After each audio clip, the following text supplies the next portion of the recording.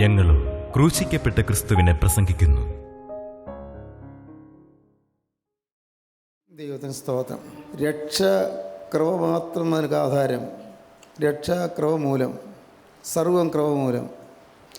ആന്തരികമായി കണ്ണ് തുറന്നു കിട്ടുന്നതും കൃപയാണ്. ദൈവത്തിൻ്റെ കൃപ നമ്മുടെ യോഗ്യത കൊണ്ടല്ല, നമ്മുടെ പ്രാർത്ഥനയുടെ മേന്മ കൊണ്ടുമല്ല, നമ്മുടെ കാത്തിരിപ്പ് കൊണ്ടുമല്ല, നമ്മുടെ ജാഗരണം കൊണ്ടല്ല, നമ്മുടെ ഉപവാസം കൊണ്ടുമല്ല. ദൈവത്തിൻ്റെ കൃപയാണ്. ദൈവത്തിൻ്റെ ഒരു കരുണ നമുക്ക് ലഭിക്കുന്നതാണ് ഈ കൃപ സൗജന്യമായ ദാനം. അപ്പോഴാണ് നമുക്ക് പാപബോധം ഉണ്ടാകുന്നത്. ഞാൻ പാപിയാണ് എന്നുള്ള തിരിച്ചറിവ് നമുക്ക് വരുന്നത് അപ്പോഴാണ്. പാപം എൻ്റെ ജീവിതത്തിലുണ്ട്, പുറമേ പാപത്തിൻ്റെ പ്രവൃത്തി വരാത്തപ്പോഴും പാപം എൻ്റെ ഉള്ളിലുണ്ട്, പുറമേ പാപത്തിൻ്റെ വാക്കുകൾ വരാത്തപ്പോഴും പാപം എൻ്റെ ഉള്ളിലുണ്ട്, പാപത്തിൻ്റെ ചിന്തകൾ വരാത്തപ്പോഴും പാപം എന്നിലുണ്ട് എന്ന് തിരിച്ചറിയാൻ സാധിക്കുന്നൊരു കൃപയാണ്. എന്നെ തന്നെ ഞാൻ കാണുക, എന്നെ തന്നെ കാണുക, എൻ്റെ സ്വന്തം അവസ്ഥ ഞാൻ കാണുക, എൻ്റെ സ്വന്തം സ്ഥിതി ഞാൻ മനസ്സിലാക്കുക, എൻ്റെ ആന്തരികമായ സ്ഥിതി ഞാൻ മനസ്സിലാക്കുക. അത് ശരിയായ രീതിയിൽ മനസ്സിലാക്കുമ്പോൾ നമുക്ക് എളിമ വരും, താഴ്മ വരും. ഞാൻ ഒന്നുമില്ലല്ലോ എന്ന്, ഞാൻ ഏതുമില്ലല്ലോ എന്ന്. എൻ്റെ കർത്താവേ, ഞാൻ ഒന്നുമില്ലല്ലോ, എനിക്ക് ആത്മീയമെന്ന് പറഞ്ഞ് അഭിമാനിക്കാൻ ഒന്നുമില്ല. കൃപയാൽ ഞാൻ രക്ഷിക്കപ്പെട്ടു, കൃപയാൽ ഞാൻ വചനം കേട്ടു, കൃപയാൽ ഞാൻ ഇത്രത്തോളം എത്തിച്ചേർന്നു. എല്ലാം നിൻ്റെ കൃപ. ദൈവത്തിന് സ്തോത്രം. പ്രിയപ്പെട്ടവരെ, നമ്മുടെ ഓരോരുത്തരെയും പിന്നാലെ കർത്താവ് നമ്മെ വീണ്ടെടുക്കുവാൻ വേണ്ടി അധ്വാനിച്ചുകൊണ്ട് നടക്കുന്നുണ്ട്. ഓരോരുത്തരെയും പിന്നാലെ നമ്മെ ആരെയും കർത്താവ് തള്ളിക്കളഞ്ഞിട്ടില്ല, ആരെയും ഉപേക്ഷിച്ചിട്ടില്ല. ഞാനൊരു നാളെ നിന്നെ കൈവിടുകയില്ല, ഉപേക്ഷിക്കുകയും ഇല്ല എന്നാണ് കർത്താവിൻ്റെ വചനം പറയുന്നത്. ആകയാൽ കർത്താവ് എനിക്ക് തുണ, ഞാൻ പേടിക്കുകയില്ല. മനുഷ്യനുണ്ട് എന്ത് ചെയ്യാൻ കഴിയുമെന്നാണ് ഇബ്രാഹിം ലേഖന കർത്താവ് പറയുന്നത്.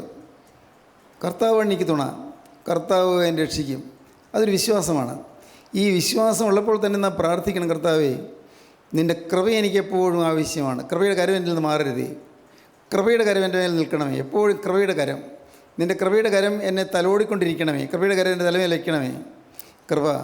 സർദീസഭയുടെ ദൂതന് എഴുതുമ്പോൾ ഇവിടെ പരിശുദ്ധാത്മാവ് കാണിച്ചു തരുന്നത് നീ ഉണർന്നു കൊള്ളുക എന്നാണ്. 2-ാം വാക്യം, 3-ാം അധ്യായം 2-ാം വാക്യം. ഉണർന്നുകൊള്ളുക, ചാവാറായ ശേഷിപ്പുകളെ ശക്തീകരിക്കുക. ഉണർന്നു കൊള്ളുക എന്നാണ്, ഉണരുക. സഭ മയങ്ങിക്കിടക്കുകയാണ്. സഭ, അന്നത്തെ സർദീസ് സഭ ഉറങ്ങിക്കിടക്കുകയായിരുന്നു, മയങ്ങുകയായിരുന്നു. എന്തൊരു ഉണർവുള്ള കാലമായിരുന്നു ആദ്യ കാലഘട്ടങ്ങൾ.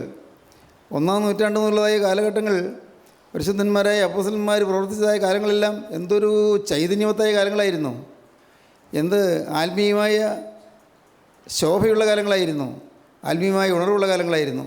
പക്ഷേ കുറെ കഴിഞ്ഞപ്പോൾ സഭ ഉറങ്ങുന്നു. നമ്മുടെയും ജീവിതത്തിൽ കാണാം. ആദ്യകാലത്ത് ഒരു ഉണർവും ഉന്മേഷമെല്ലാം ഉണ്ടായിരുന്നു. വചനത്തോട് വലിയൊരു അത്യധികമായ അഭിനിവേശം ഉണ്ടായിരുന്നു, താല്പര്യമുണ്ടായിരുന്നു, ആഗ്രഹമുണ്ടായിരുന്നു, ദാഹമുണ്ടായിരുന്നു. വചനം കേൾക്കാൻ ആർത്തി കൊണ്ട് ഓടി വന്നിരുന്നു. ഇന്നും വരുന്നുണ്ട്. പക്ഷേ ഇന്ന് അതുപോലുള്ള ആർത്തിയില്ല, വചനം കേൾക്കാനുള്ളതായ ആർത്തിയില്ല.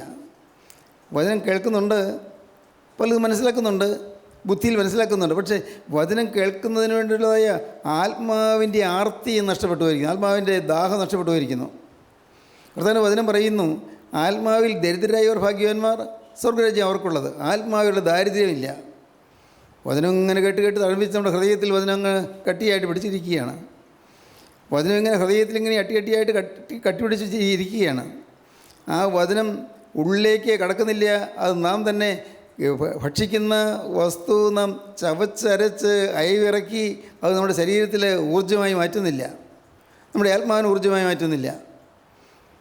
അയവിറക്കുക എന്ന് പറഞ്ഞാൽ നാം കേട്ടത് ഒരു മണിക്കൂർ നേരമോ അരമണിക്കൂർ നേരമോ നാം കേട്ടുകൊണ്ടിരിക്കുന്നു. അത് കഴിഞ്ഞ് നാം പോയിട്ട് അത് പെട്ടെന്ന് കേട്ട് കഴിഞ്ഞു. പക്ഷേ പോയിട്ട് പിന്നെ ഓരോന്ന് ചിന്തിച്ച് ധ്യാനിച്ച് അത് അയവിറക്കി വീണ്ടും അത് ചവച്ച്, പല്ലുകൊണ്ടുള്ള ചവക്കിലല്ല, വീണ്ടും അത് ചവച്ച് നാം അത് നമ്മുടെ ശരീരത്തിൽ ദഹിപ്പിക്കാൻ യോഗ്യമാക്കി തീർക്കുക.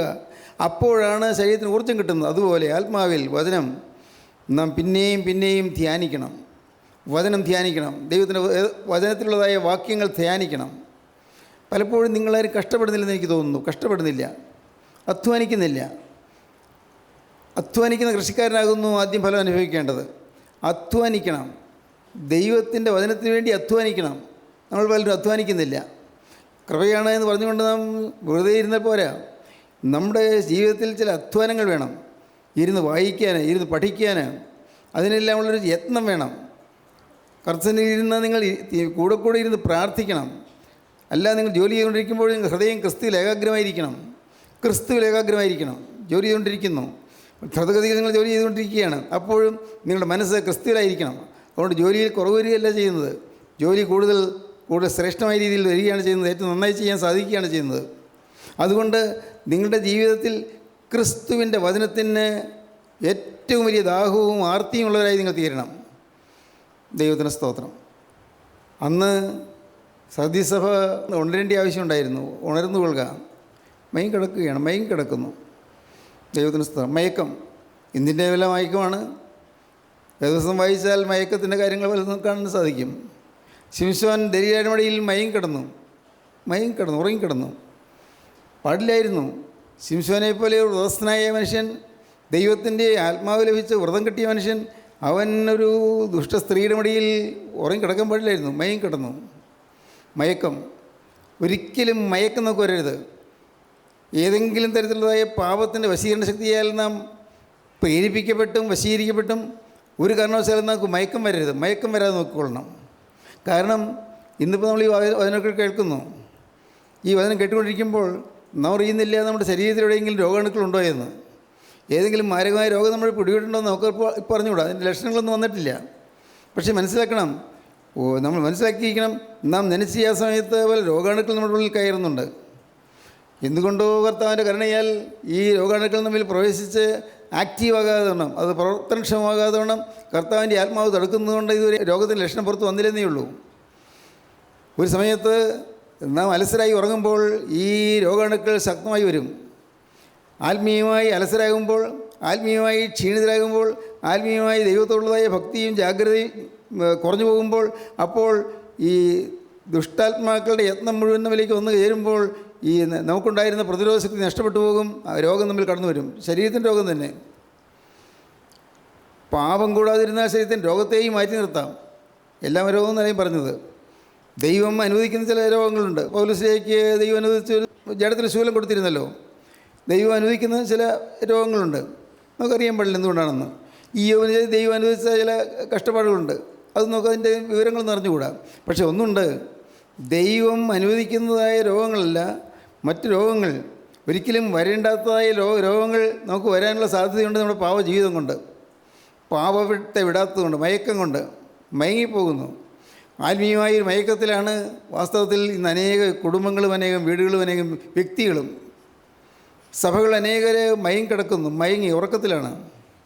ഒന്നും അറിയുന്നില്ല. ഉറങ്ങിക്കിടക്കുമ്പോൾ വെളിയിലൂടെ നടക്കുന്ന കാര്യങ്ങൾ എന്തെല്ലാമാണെന്ന് ആരെങ്കിലും അറിയുന്നുണ്ടോ? ഉറക്കത്തിലാണ്. എന്നതുപോലെ നമ്മിൽ പലരും ബാഹ്യമായി ലോകത്ത് നടക്കുന്ന കാര്യങ്ങളൊന്നും അറിയുന്നില്ല. അനേകം യുവാക്കന്മാർ നശിച്ചു പോകുന്നതെന്നും അറിയുന്നില്ല. അനേകം കുടുംബങ്ങൾ നരകമായിക്കൊണ്ടിരിക്കുന്നത് അറിയുന്നില്ല. അനേകം കുടുംബങ്ങളിൽ സ്വസ്ഥതയില്ല, സമാധാനമില്ല എന്നുള്ളത് നമുക്ക് ചിന്താവിഷയമല്ല. അനേക ജീവിതത്തിൽ മനസ്സിന് സ്വസ്ഥതയില്ലാതെ അഴലാണ്ട് വിഷമിച്ച് ഭാരപ്പെട്ട് കഴിയുന്ന ആളുകളെക്കുറിച്ച് നമുക്കൊരു വിവരവുമില്ല, നമുക്കൊരു ചിന്തയുമില്ല, അത് നമുക്കൊരു ചിന്താ വിഷയവുമല്ല. ഇത് മാറേണ്ടിയിരിക്കുന്നു. അനേക കുടുംബങ്ങൾ നരകം. തീജ്വാലയേറ്റ് ഇങ്ങനെ പൊള്ളുന്ന അനുഭവത്തിലാണ് അനേകർ ജീവിക്കുന്നത്. ഉമിത്തി നീറുന്നതുപോലെ നീറിക്കൊണ്ടിരിക്കുന്ന അനേകം ഹൃദയങ്ങൾ, സ്വസ്ഥതയില്ലാതെ അഴിലുന്ന അനേകം ജീവിതങ്ങൾ, ഇതിനെക്കുറിച്ചൊന്നും ചിന്തയില്ല എന്നാൽ ഉറങ്ങിക്കിടക്കുകയാണ്. നമ്മുടെ ചുറ്റുപാടും അനേകർ യേശുക്രിസ്തുവിനെ അറിയാത്ത അനേകം ആളുകൾ, യേശുക്രിസ്തുവിൻ്റെ സ്നേഹം അറിയാത്ത അനേകം ആളുകൾ നമ്മുടെ ചുറ്റുപാടും യേശു ആരാണെന്ന് പോലും അറിയാത്തവർ. അവരും പള്ളിയിൽ പോകുന്നവരാണ്, അവരും നമസ്കാരം ചൊല്ലുന്നവരാണ്, അവരും പ്രാർത്ഥിക്കുന്നവരാണ്, അവർ കൂട്ടായ്മ യോഗങ്ങൾക്ക് വരുന്നവരാണ്, യൂത്ത് അസോസിയേഷനിലോ അല്ലെങ്കിൽ വനിതാസമാജത്തിലോ എല്ലാം പങ്കെടുക്കുന്നവരാണ്. ഇതെല്ലാം ഉണ്ട്. പക്ഷേ എല്ലാവരും മയങ്ങിയിരിക്കുന്നു. അവരുടെ മയക്കത്തിൽ നിന്നവരെ ഉണർത്താൻ വാസ്തവത്തിൽ അല്പം വെളിച്ചം കിട്ടിയാലേ നാമാണ് പ്രവർത്തിക്കേണ്ടത്. മയക്കത്തിൽ നിന്നവരെ ഉണർത്തേണ്ടിയിരിക്കുന്നു. ദൈവത്തിന് സ്തോത്രം. എന്തു ചെയ്യണം? അത് വേണ്ടത് ഞാൻ ഉണർന്നിരിക്കണം. ഞാൻ എന്ന മനുഷ്യൻ ഉണർന്നിരിക്കണം. ഞാൻ ഉണർന്നിരുന്നാലേ കാലത്തിൻ്റെ ചുവരെഴുത്ത് കാണാൻ സാധിക്കുകയുള്ളൂ. കാലത്തിൻ്റെ ചുവരെഴുത്ത് എന്ന് പറഞ്ഞാൽ നിങ്ങൾക്ക് മനസ്സിലാകുമോ? കാലഘട്ടത്തിൻ്റെ ചുവരെഴുത്ത്. ഇന്ന് സമൂഹം നരക ദുരിതത്തിലാണ്.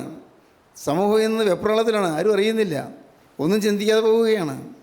ഇന്ന് ആത്മീയ മാത്രമല്ല ഞാൻ പറയുന്നത്, ആത്മീയ കാര്യമല്ലേ പറയുന്നത്, ഭൗതികമായും ഈ ലോകപരമായും അനേകരിന്ന് വശം കെട്ട് വിഷമിച്ച് കഴിയുകയാണ്.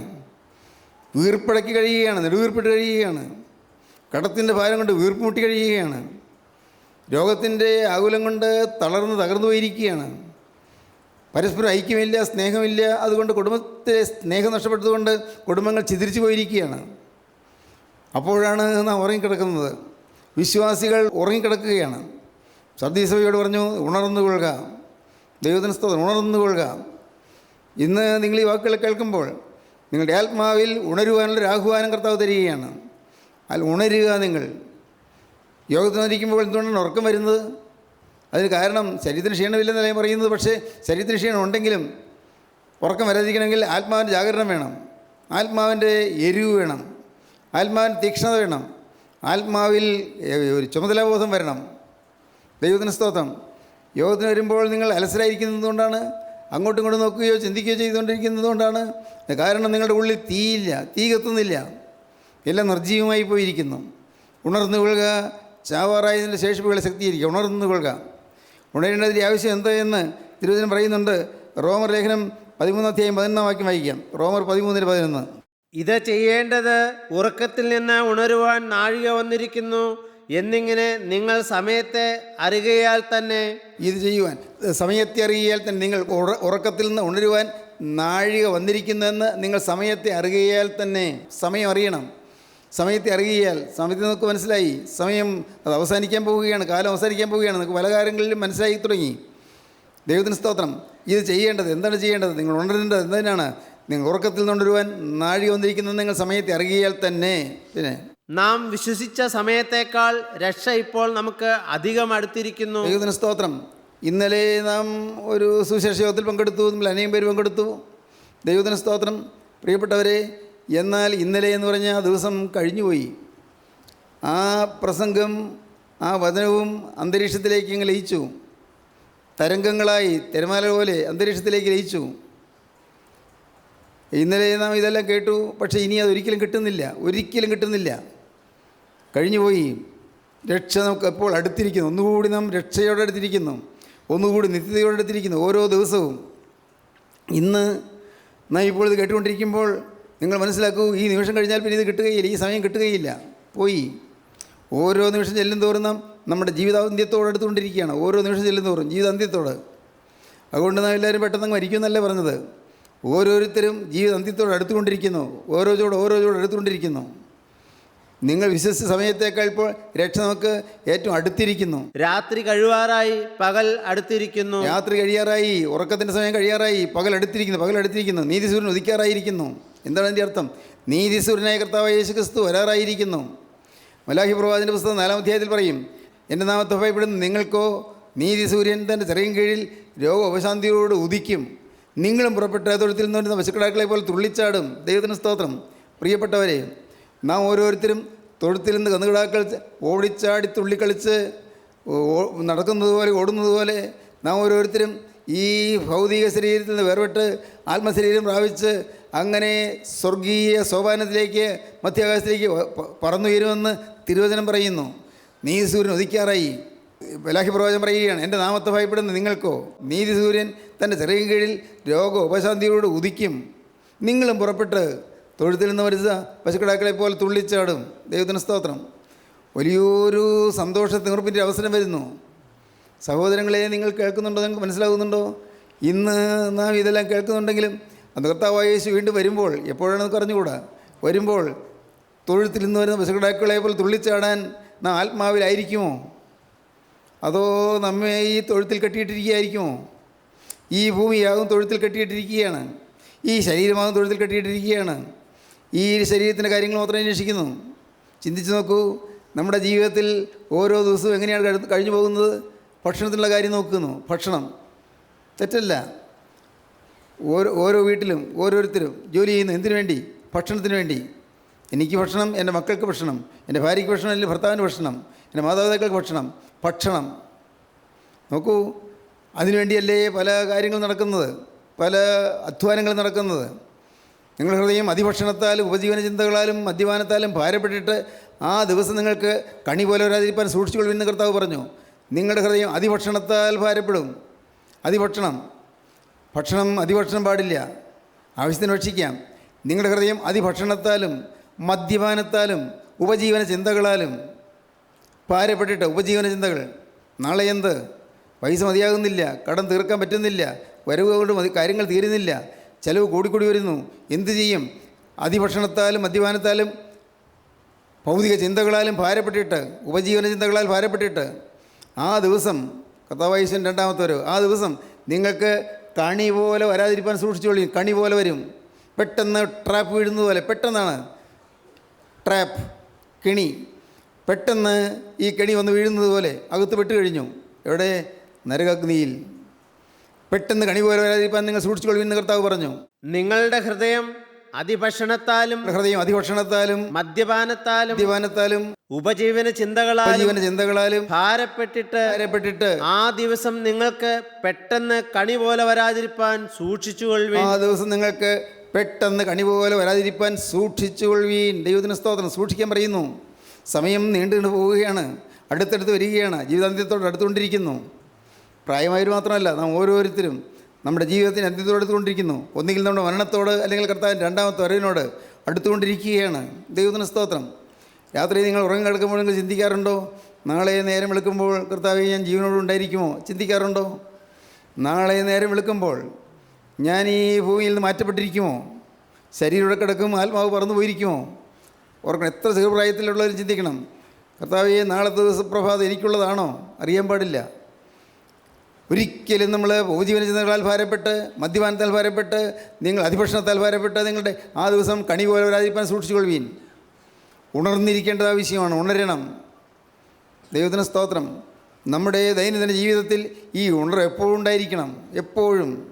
ഇപ്പോൾ നിങ്ങൾ ഈ വചനം കേട്ടുകൊണ്ടിരിക്കുമ്പോൾ നിങ്ങൾക്കൊരു ഉത്സാഹം വരുന്നുണ്ട്, നിങ്ങൾക്ക് താല്പര്യം വരുന്നുണ്ട്, ശരിയാണല്ലോ എന്ന് തോന്നുന്നുണ്ട്. പക്ഷേ എത്ര പെട്ടെന്നാണ് പിശാച് വന്ന് കാർമേഘം കൊണ്ട് മൂടിക്കളയുന്നത്.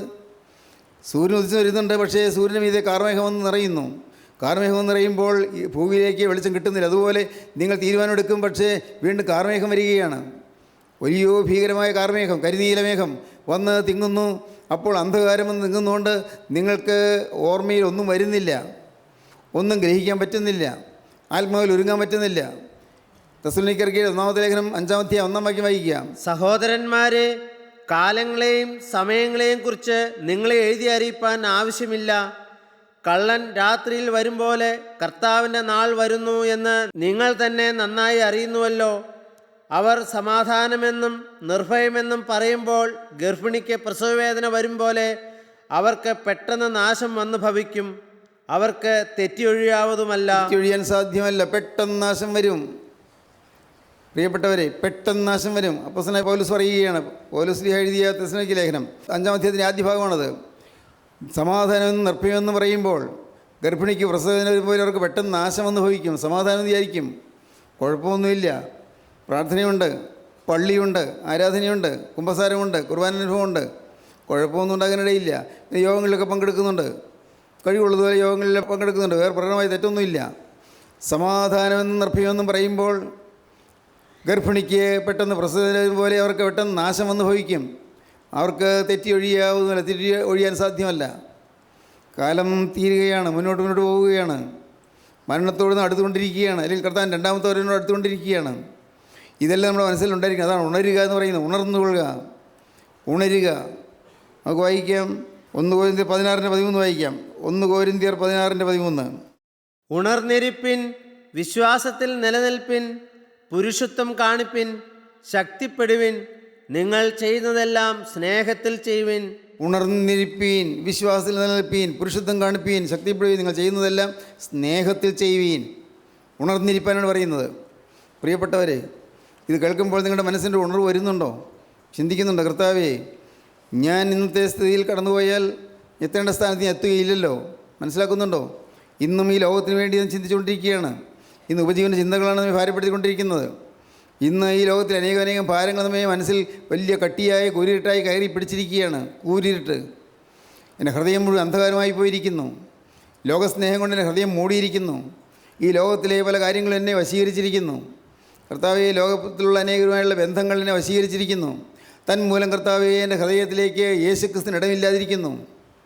ദൈവത്തിന് സ്തോത്രം. പ്രിയപ്പെട്ടവരെ, നിങ്ങൾക്ക് ആകുലങ്ങളില്ലെന്നല്ല ഞാൻ പറയുന്നത്. ഉണ്ട്, ആകുലങ്ങളുണ്ട്. ആകുലങ്ങളുണ്ടെങ്കിലും നിങ്ങൾ മനസ്സിലാക്കണം, ഈ ആകുലങ്ങളെല്ലാം എല്ലാറ്റിനും പരിഹാരം തരാൻ യേശു ക്രിസ്തു മതിയായവനാണ്. നിങ്ങൾ ഉറച്ച് വിശ്വസിക്കുക. നിങ്ങൾക്ക് ജീവിതത്തിൽ ഏതെങ്കിലും പാളിച്ചകൾ വന്നോ? സാരമില്ല എന്നാണ് പറയുന്നത്. നിങ്ങൾക്ക് ഏതെങ്കിലും തെറ്റുകൾ വന്നോ? പേടിക്കേണ്ട എന്നാണ് പറയുന്നത്. നിങ്ങൾക്ക് ഏതെങ്കിലും തരത്തിൽ വീഴ്ചകൾ സംഭവിച്ചു പോയോ? ഭയപ്പെടേണ്ട. നിങ്ങളുടെ ജീവിതത്തിലെ കേടുപാടുകൾ പോക്കാൻ കർത്താവായ യേശു ക്രിസ്തു ഇന്നുണ്ട്. ഇന്ന് കൃപയുടെ വാതിൽ തുറന്നിരിക്കുകയാണ്. വിശ്വസിക്കുക പ്രിയപ്പെട്ടവരെ, എല്ലാ കേടുപാടുകളും പോക്കും. നിങ്ങൾക്ക് വന്ന കേടുകളെല്ലാം മാറ്റിത്തരും. നിങ്ങൾക്ക് വന്ന വീഴ്ചകളെല്ലാം മാറ്റിത്തരും. നിങ്ങൾ പിടിച്ചെഴുന്നേൽപ്പിക്കും.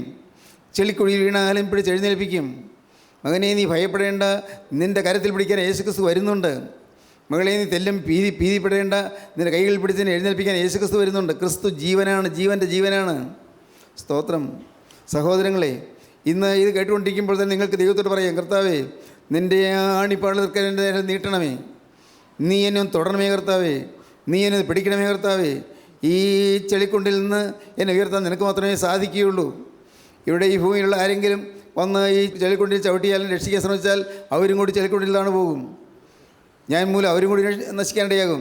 പക്ഷേ മുകളിൽ നിന്ന് യേശുവിൻ്റെ കരം വന്നെന്നെ പിടിച്ചാൽ, എന്നെ പിടിച്ച് ഉയർത്തിയാൽ ഞാൻ രക്ഷപ്പെടും.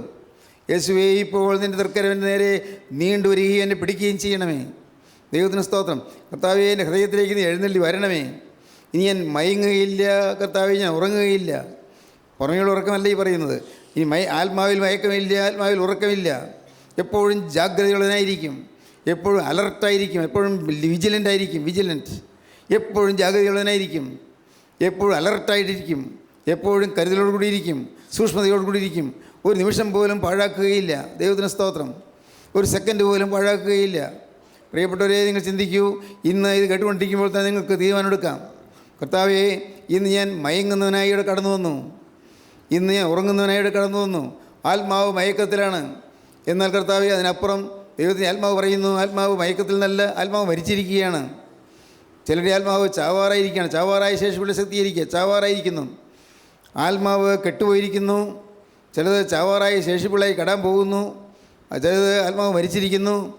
ചിലർ മയങ്ങിക്കിടക്കുന്നു. ഉണർന്നു കൊള്ളുക. ദൈവത്തിന് സ്തോത്രം. സത്യസഭയോടുള്ള ദൂത് വളരെ ശക്തമായ ദൂതാണ്. ഇന്ന് ഇത് കേട്ടുകൊണ്ടിരിക്കുമ്പോൾ നിങ്ങൾക്ക് മനസ്സിലാക്കണം, നിങ്ങൾക്ക് ഈ ദൂത് തരികയാണ്, ഉണർന്നു കൊള്ളുക എന്ന്. ഉണരുക മകനെ, നീ ഉണരുക. നാളെ നിനക്ക് ഉണരാൻ സാധിച്ചില്ലെങ്കിലോ, നാളെ നിനക്ക് അനുതാപം കിട്ടിയില്ലെങ്കിലോ, നാളെ പരിശുദ്ധാത്മാവ് പ്രവർത്തിച്ചില്ലെങ്കിലോ, നാളെ പരിശുദ്ധാത്മാവിൻ്റെ അഗ്നി നിങ്ങളുടെ മേൽ തൂകിയില്ലെങ്കിലോ, നിങ്ങൾ കുറ്റബോധം കിട്ടുകയില്ല, മാനസാന്തരം കിട്ടുകയില്ല, അനുതാപം കിട്ടുകയില്ല, പശ്ചാത്താപം കിട്ടുകയില്ല, നിങ്ങോട്ട് മാനസാന്തരപ്പെടുകയുമില്ല.